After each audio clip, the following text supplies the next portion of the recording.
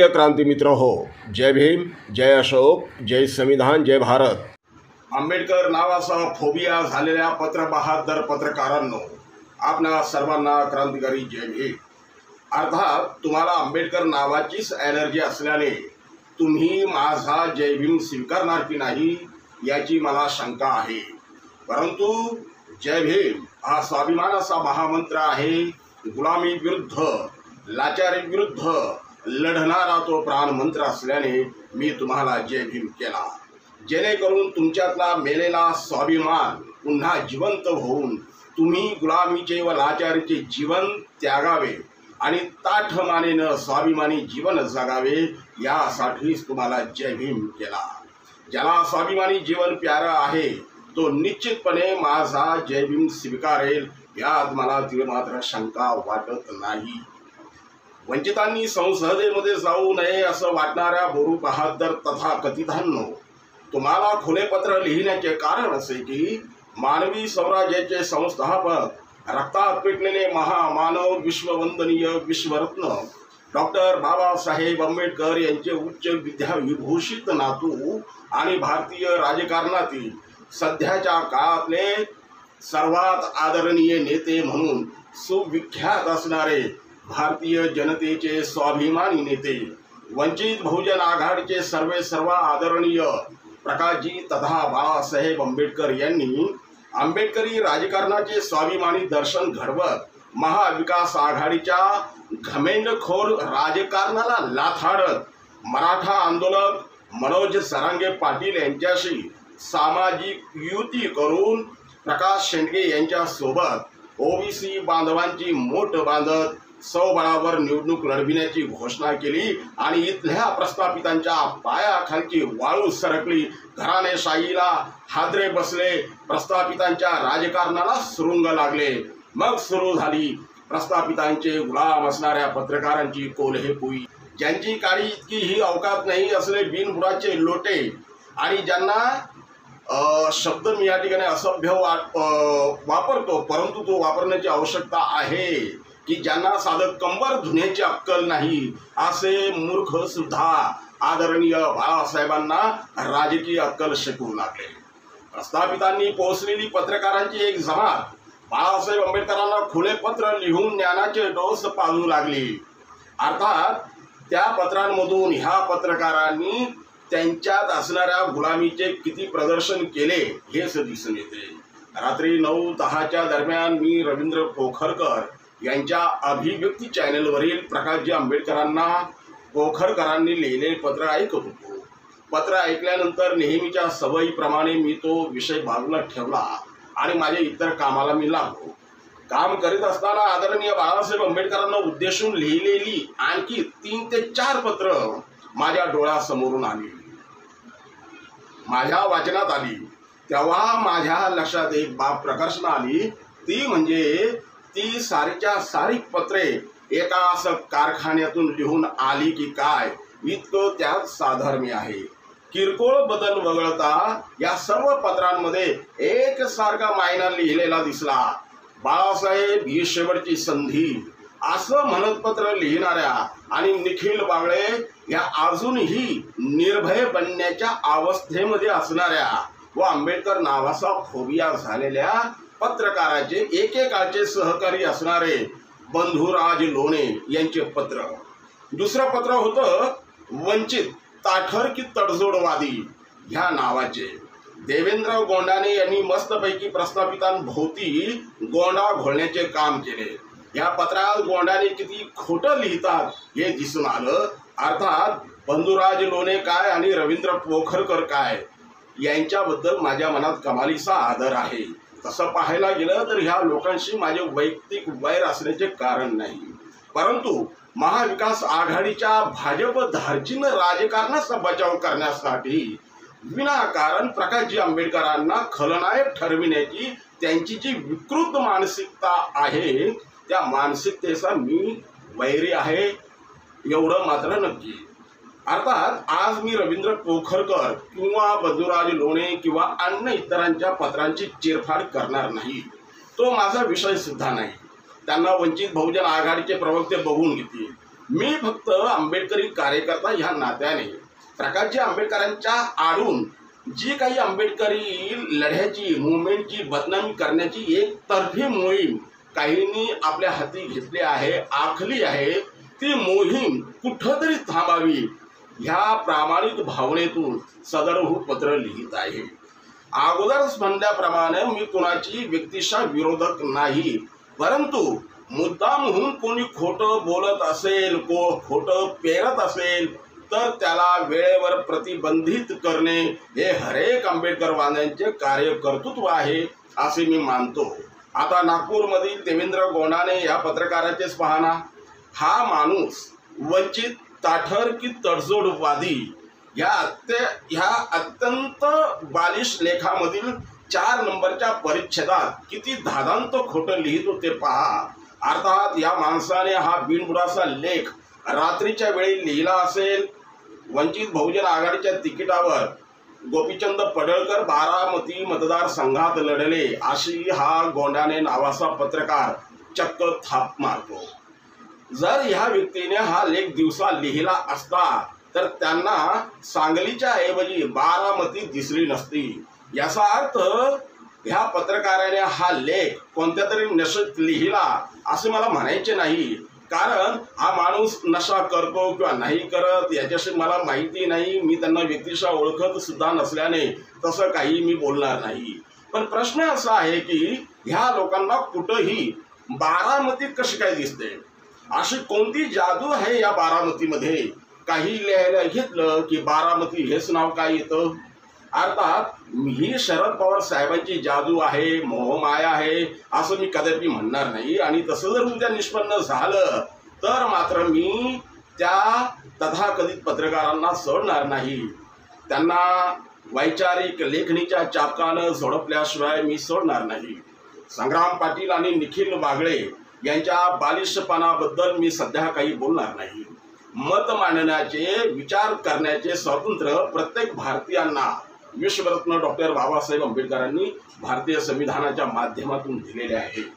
त्या मत स्वातंत्र्याचा आदर आपण राखला पाहिजे, परंतु तिसऱ्यांदा त्यांनी अशाच प्रकारचा बिनबुडाचा वाह्यातपणा केला, निव्वळ आंबेडकरी समूहाला बदनाम करण्याचा प्रयत्न केला तर मात्र त्यांच्या ह्या बालिशपणाकडे दुर्लक्ष न करता या दोघांचंही वैचारिक घोटाळा मी वेशीवर टांगल्याशिवाय राहणार नाही। तुर्तास एवढाच त्यांना इशारा देतो। असो, मी तर ह्या लोकांनी लिहिलेल्या पत्रांचे पोस्टमॉर्टम करण्यासाठी आलेलो नाही, तितका वेळही माझ्याकडे नाही। आंबेडकर नावाची कावीळ झालेल्या तथाकथित पत्रकारांनो, मला फक्त इतकंच म्हणायचे आहे की संसदेत जाण्याचा ठेका फक्त प्रस्थापितांनाच दिला आहे का? वंचित समूहाने संसदेत गेलं नाही पाहिजे असं तुमच्यासारख्या पोपटांना म्हणायचे आहे का? इथला वंचित, शोषित, सर्वहारा समूह संसदेत जाऊ नये यासाठी तुमच्यासारख्यांना हाताशी धरून प्रस्थापितांनी केलेलं मॉरल डाऊन या आमच्यासाठी काही नवीन नाही। पूर्वीपासून प्रस्थापितांचे ते कामच आहे आणि असणार, कारण इथली जात व्यवस्था आणि स्वतःचे वर्चस्व अबाधित ठेवणे त्यांचा धर्म आहे, आणि त्यांचा हा तथाकथित धर्म जिवंत ठेवण्यासाठी तुम्ही तुमच्या लेखण्या झिजवणे हा तुमचा तथाकथित धर्म बिर्म आहे। त्याबद्दल मी त्यांना आणि तुम्हालाही दोष देणार नाही, पण खरा मुद्दा आमच्या इथल्या बहुजनांचे, तथाकथित हरिजनांचे जे मेंदू प्रस्थापितांकडे गहाण ठेवलेले आहे, ते गहाण ठेवलेले मेंदू आमच्यासाठी सर्वात जास्त घातक आहे। हे गुलाम झालेले मेंदू आम्हाला मार्क्स, मंडेला, आंबेडकर यांच्या क्रांतीची उदाहरणं देतात, ह्या क्रांतीचा अभ्यास एवढा केला आहे असं दाखवतात की जणू काही ते उद्या क्रांती करणार आहेत। परंतु जेव्हा शोषित, उपेक्षित, वंचित घटकांसाठी काम करण्याची वेळ येते तेव्हा मात्र 2 पैशासाठी किंवा यांच्यात नसलेल्या विश्वासाच्या अभावाने स्वतःला अस्वस्थ समजून आपले राजकारण बदनाम करायला ते निघतात। हे देश बदमाश लोक आहेत। जेव्हा जेव्हा इथल्या शोषित, वंचित, सर्वहारा समूहावर अन्याय अत्याचार होतात त्यावेळी मात्र आमच्या आंबेडकरी नेत्यांकडून अपेक्षा ठेवतात की ह्या प्रकरणावर आंबेडकरी नेत्यांनी बोलायला हवं। भांडायला हवं, लढायला हवं. पण निवडणुका आल्या रे आल्या की हे सारे लाचार गुलाम त्यांच्या आकासा मालकाचा मुका घेत फिरतात, त्यांच्या सतरंजा उचलतात, त्यांची उष्टी खरकटी काढतात. हे वास्तव सत्य आहे की नाही? ही पिलावळ तीच आहे जी आपल्याला युती आघाडीचे सल्ले देतील आणि त्यांच्या आकाला, त्यांच्या अन्नदात्या मालकाला मात्र ब्र शब्दाने सुद्धा बोलणार नाहीत की मालकांनो, थोड्याफार जागा तुम्ही कमी घ्या, पण आमच्या समाजातील, आमच्या प्रवर्गातील लोकांना थोड्या अधिक जागा द्या, त्यांना अधिक संधी द्या. असं केल्याने तुमचे काय बिघडणार आहे? असं बोलण्याची हिंमत हे गुलाम करू शकणार नाहीत. कारण त्यांनी असं जरी विचारलं तरी त्यांचा जो कोणी आका किंवा बॉस आहे, मालक आहे, तो त्यांना बुटाखाली तुडवल्याशिवाय राहणार नाही. खाल्ल्या मिठाला जागत आपल्या मालकाची पालखी वाहणाऱ्या तथाकथित पत्रकारांनो, पहिल्या टप्प्यात होणाऱ्या निवडणुकीचे उमेदवार जाहीर करताना आदरणीय प्रकाशजी तथा बाळासाहेब आंबेडकर यांनी 8 उमेदवार घोषित केले. त्या 8ही उमेदवारांच्या जातीकडे, वर्गाकडे आपण पाहिलं तर एक बाब लक्षात येईल, ती म्हणजे आदरणीय बाळासाहेबांनी इथल्या शोषित, वंचित, सर्वहारा समूहाला संसदेमध्ये जाण्याची संधी उपलब्ध करून दिली. जी संधी आतापर्यंत प्रस्थापितांनी नाकारली होती, ती संधी आदरणीय बाळासाहेबांनी या सत्ता वंचित घटकांना दिली. यात काय बिघडलं? महाविकास आघाडीला बाळासाहेबांनी हाच प्रस्ताव दिला होता ना. पण आपली घराणेशाही नष्ट होईल या भीतीनं महाविकास आघाडीनं वंचितला महाविकास आघाडीत घेण्याचे टाळले. हे खरं नाही का? खऱ्या अर्थानं लोकशाहीचे सामाजिकीकरण प्रकाशजी आंबेडकरांनी करून दाखवलं. तशी हिंमत आणि धमक इथल्या गुलामांच्या मालकात किंवा बॉसमध्ये आहे का? त्यांच्या मालकात ती हिंमत आहे का? जर हे गुलाम खरोखरच आंबेडकरवादी असते तर त्यांनी प्रकाशजी आंबेडकरांच्या भूमिकेचे मनापासून स्वागत केलं असतं. परंतु हे लोक, अर्थात हे लोक जर आंबेडकरवादी असते तर ते कुणाचेही गुलाम झाले नसते, हे वास्तव आहे. आणि ते कुणाचेही गुलाम नसते तर निधड्या छातीनं त्यांनी प्रकाशजी आंबेडकरांच्या भूमिकेचे भरभरून स्वागत केले असते. पण हे बिचारे मिंधे असल्याने त्यांच्याकडून स्वाभिमानाची अपेक्षा करण्यात काहीच अर्थ नाही. सतरंजा उचलण्यात धन्यता मानत आलेली ही गुलाम जमात, उष्ट्या खरकट्यावर आयुष्य कंठणारी ही लाचार जमात, दगडापेक्षा वीट मऊ अशी गुलाम मेंदूतील गुलामी कल्पना मांडणारी ही विकृत समाज आणि मालकाकडून मिळणारी रसद म्हणा, बिदागी म्हणा किंवा अन्य काही, ह्यामुळे यांच्या जिभेला, मेंदूला, म्हणजे वाणीला आणि बुद्धीला अर्धांगवायू लकवा मारलाय की काय अशी शंका येते. या आमच्यातील गुलामांना हे लक्षात येत नाही की हे जे कोणते प्रस्थापित पक्ष आहेत ते केवळ बाबासाहेबांच्या संविधानाने ज्या जागा आरक्षित राखीव ठेवलेल्या आहेत त्या राखीव जागांवरच वंचित, शोषित, सर्वहारा समूहातले उमेदवार देत असतात. कारण ती त्यांची मजबुरी असते. बाबासाहेबांच्या संविधानापुढे त्यांचे काही एक चालत नाही, म्हणून झक्क मारून त्यांना ते उमेदवार द्यावे लागतात. जर असं नसतं तर सांगा, राखीव जागा व्यतिरिक्त या प्रस्थापित पक्षांनी कोणत्या एका तरी जागेवर आमच्यातला, वंचितांमधला, शोषितांमधला उमेदवार दिलाय का? बरं, राखीव जागांवरचे कोणी वंचित घटकातले उमेदवार हे प्रस्थापित देतात, ते उमेदवार त्या मतदारसंघातील, त्या समाजातील लोकांचे प्रतिनिधित्व न करता त्या प्रस्थापित पक्षांची पालखी वाहण्यात, गुलामी करण्यात धन्यता मानत असतात, त्यांची हुसरेगिरी करत असतात, फडतूस कविता करून त्यांचे मनोरंजन करत असतात. गुलामांचा वापर ते गुलाम म्हणूनच करत असतात. प्रस्थापितांचे नेतृत्व असल्याने ते ह्या राखीव जागेवर निवडून आलेल्यांचा राजकीय गुलाम, राजकीय सालगडी म्हणूनच वापर करतात. हे कडू आहे पण सत्य आहे. हे आपण नाकारू शकतो काय? जर बाबासाहेबांनी राखीव जागा दिल्या नसत्या, राजकीय आरक्षण दिलं नसतं तर मी तुम्हाला ह्या ठिकाणी जाहीरपणे लिहून देतो की हे गुलाम कधीही भारतीय संसदेची, राज्यातल्या विधिमंडळाची पायरी सुद्धा पाहू शकले नसते. या गुलामांना एखाद्या गावच्या साध्या सरपंच पदी सुद्धा बसू दिले नसते. राजकीय आरक्षण संपले तर मात्र या हरिजन आणि बहुजन सतरंजी उचलेंचे दिवस संपले एवढं मात्र खरं आहे।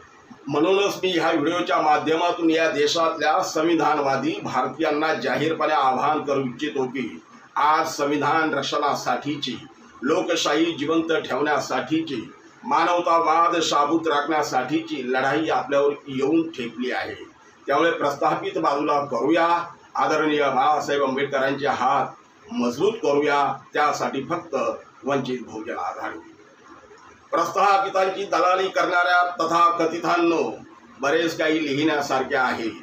महाविकास आघाडीचे वाभारे काढण्यासारखे खूप काही खाद्य माझ्याकडे आहे, पण सध्या वेळेअभावी मी ह्यावर काही बोलत नाही। भारतीय जनता पक्षाला महाराष्ट्रात रोखण्याची ताकद ही केवळ आणि केवळ वंचित बहुजन आघाडीत आहे। म्हणून भाजपाला मदत व्हावी या छुप्या हेतून महाविकास आघाडीने बाळासाहेब आंबेडकरांना योग्य तो सन्मान दिला नाही। कारण एक वेळ बाळासाहेब आंबेडकर भाजपाला हरविण्यासाठी एक जागा सुद्धा न घेता महाविकास आघाडीला मदत करतील, पण समाजाच्या स्वाभिमानाशी, स्वत्वाशी कधीही तडजोड करणार नाही हे त्यांना माहीत असल्याने म्हणूनच महाविकास आघाडीने वारंवार प्रकाशजी आंबेडकरांच्या स्वाभिमानाशी खिलवाड करण्याचा अघोरी प्रयत्न केला, जेणेकरून कंटाळून प्रकाशजी आंबेडकर महाविकास आघाडीला सोडून जातील असा महाविकास आघाडीचा डाव होता की काय अशी शंका घ्यायला वाव आहे। या संदर्भात देखील बोलण्यासारखे खूप काही आहे, पण आता इथंच थांबतो। संविधानवादी भारतीयांना ह्या व्हिडिओमधील विचार कसे वाटले त्याबद्दल कमेंट बॉक्समध्ये अवश्य कमेंट कराव्यात। जर तुम्हाला वाटले तर मी महाविकास आघाडीला आणखी नागड करणारा दुसरा एक व्हिडिओ बनवेल, तेव्हा आपण लवकरच भेटूया। नमो बुद्धाय। जाता जाता एक प्रश्न मला पडलाय की महाविकास आघाडी एकसारखे तुणतुणे वाजवत आहे की आम्ही वंचितला 5 जागा देणार होतो, 6वी जागा पण दिली असती। पण प्रश्न असा आहे की ह्या ज्या 6 जागा वंचितला देणार होते त्या 6 जागा कोणत्या, महाराष्ट्रातील की महाराष्ट्राच्या बाहेरच्या? कारण ते फक्त आम्ही 5 जागा देणार होतो, 6 जागा देणार होतो असं बोलत आहे, पण त्या जागांचे नाव मात्र ते सांगायला तयार नाही। वास्तवातल्या खरोखरच्या जागा की हवेतल्या जागा, नेमक्या कोणत्या जागा ते देणार होते एकदा आम्हाला कळू तरी द्या। बाळासाहेब म्हणाले होते तेच खरे आहे, यांच्यातलेच भांडणं मिटत नाहीत, ते आम्हाला काय जागा देणार। पहिल्या टप्प्यातले उमेदवारी अर्ज भरून झालेत, पण महाविकास आघाडीचे अजूनही जागा वाटपाचेच गुऱ्हाळ सुरू आहे। त्यातही सांगली व मुंबईतील एका जागेवर त्यांच्यात म्हणे मैत्रीपूर्ण लढत होणार आहे। आता ही मैत्रीपूर्ण लढत म्हणजे काय रे गुलाम पत्रकारा, सांगणार का आम्हाला फुलपत्र लिहून? आता तसं हे गुलाम पत्रकार सांगणार नाहीत, नाहीतर यांचे मालक यांना बुटाने खेटराने हाणतील। असं थांबतो। नमो बुद्धाय। आपला क्रांती साथी भीम पॅंथर माननीय राजेश अरविंदराव गवळी। प्रिय क्रांती मित्र हो, भीम पॅंथर या आपल्या हक्काच्या यूट्यूब चॅनलला कृपया सबस्क्राईब करून आम्हाला विषमतावादी शक्तींच्या विरोधात लढण्यासाठी बळ द्या, शक्ती द्या, ऊर्जा द्या। कमेंट करा, लाईक करा, शेअर करा।